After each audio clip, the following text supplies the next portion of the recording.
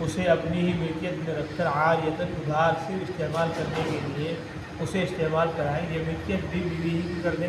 شریعت کسی بھی صورت میں آپ پر دباؤ یا پابندی نہیں لگاتی ہے۔ اب رواج کو دیکھیے گا کہ کسی کنبے و خاندان میں زیور کے متعلق جو بھی رواج ہوگا وہ عملی نظائر کی بنا پر ہی تو ہوگا۔ 10، 20، 50، 100 واقعات ایسے ضرور پیش آئے ہوں گے جن سے واضح ہو گیا ہوگا کہ اس کنبے کے مرد اپنی بیویوں کو زیور عاریۃً دیتے ہیں یا تحفتاً۔ اگر تحفتاً دیتے ہیں تو اس کا مطلب یہ ہوگا کہ بیوی مالک ہو جاتی ہے۔ ایسی صورت میں اس کنبے کا کوئی بھی مرد اگر بیوی کو زیور دے گا اور دیتے وقت یہ صراحت نہ کرے گا کہ یہ عاریۃً ہے یا تحفتاً، تو قدرتی بات ہے کہ بیوی کی ملک ہو جائے گا۔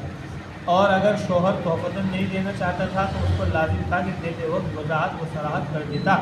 کہ میں عاریۃً دے رہا ہوں، تب بے شک عورت مالک نہ بنتی۔ اسی طرح برعکس اگر عملی نظائر کی بنا پر کنبے والے جانتے ہیں کہ ہمارے یہاں جو زیور بیویوں کو دیا جاتا ہے وہ تحفتاً نہیں دیا جاتا بلکہ عاریۃً دیا جاتا ہے، تو ظاہر ہے کہ اس کنبے کا جو مرد اپنی بیوی کو کوئی زیور دے گا اور کسی قسم کی وضاحت نہیں کرے گا تو اس کے بارے میں یہی سمجھا جائے گا کہ کنبے کے معروف رواج کے مطابق اس نے عاریۃً دیا ہے، تحفتاً نہیں، لہذا عورت اس کی مالک نہیں بنے گی۔ یہاں اس سے بحث نہیں کہ رواج کیا ہے، رواج چاہے زیور عاریۃً دینے کا ہو یا تحفتاً، یہ انسانوں کی اپنی اپنی پسند کا معاملہ ہے۔ اس میں جو بھی صورت خاندان پسند کرتا ہے شریعت اس کے لیے جواب دہ ہے۔ مثلاً جس کنبے کے آپ فرد ہیں، فرض کیجیے اس میں رواج یہ ہے کہ زیور عورتوں کو عاریۃً دیا جاتا ہے نہ کہ تحفتاً۔ اب آپ اپنی لڑکی کی شادی اس ہی کنبے کے کسی فرد سے کرنا چاہتے ہیں اور خواہش یہ ہے کہ جو زیور آپ کی بیٹی کو ملے وہ عاریۃً نہ ملے بلکہ تحفتاً ملے، تو بے شک آپ کو یہ خواہش کرنے کا حق شریعت بالکل منع نہیں کرتی، مگر شریعت کا یہ کہنا بھی معقول ہوگا کہ آپ لڑکے کے والدین پر کھل کر اپنی خواہش کا اظہار فرما دیں تاکہ وہ غور کر سکیں کہ یہ بات ہمارے لیے قابل قبول ہے یا نہیں۔ اگر آپ اظہار نہیں فرمائیں گے تو خاموشی کا مطلب اس کے سوا کچھ کیا سمجھا جائے گا کہ جو رواج طریقہ ان کے کنبے کا ہے اسی کو آپ نے بھی مان لیا ہے۔ پھر یہ کیسے جائز ہوگا کہ بعد میں کسی وقت آپ کی بیٹی یہ دعویٰ کرے کہ شوہر کا دیا ہوا زیور میری ملکیت ہے، اس بھی کا نام المعروف کالمشروط، تو زکوٰۃ بھی اس پر ہی ہے جس کی ملکیت میں زیور ہو۔ لڑکیوں کا انعام سونا کرنے پر زکوٰۃ کا حکم۔ میری 3 بیٹیاں ہیں، میں نے ان کی شادی کے لیے 20 تولہ سونا لے رکھا ہے اور اس کے علاوہ برتن کپڑے وغیرہ بھی ہیں، کیا ان چیزوں پر زکوٰۃ دینی پڑے گی؟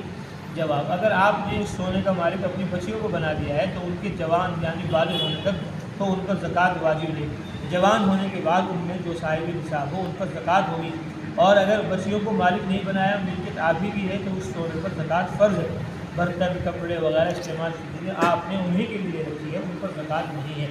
مسئلہ: چونکہ بچیوں کے نام زیور کر دیا گیا ہے اس لیے وہ اس کی مالک بن گئی، اس لیے اس شخص کے ذمے یعنی جو پہلے مالک تھا زکوٰۃ نہیں، اور ہر ایک بچے کی ملکیت چونکہ حد نصاب سے کم ہے اس لیے ان کے ذمے بھی زکوٰۃ نہیں۔ البتہ جو لڑکی بالغ اور اس کے پاس اس زیور کے علاوہ کچھ نقد روپیہ پیسہ ہو، خواہ اس کی مقدار کتنی ہی کم ہو، اس پر سال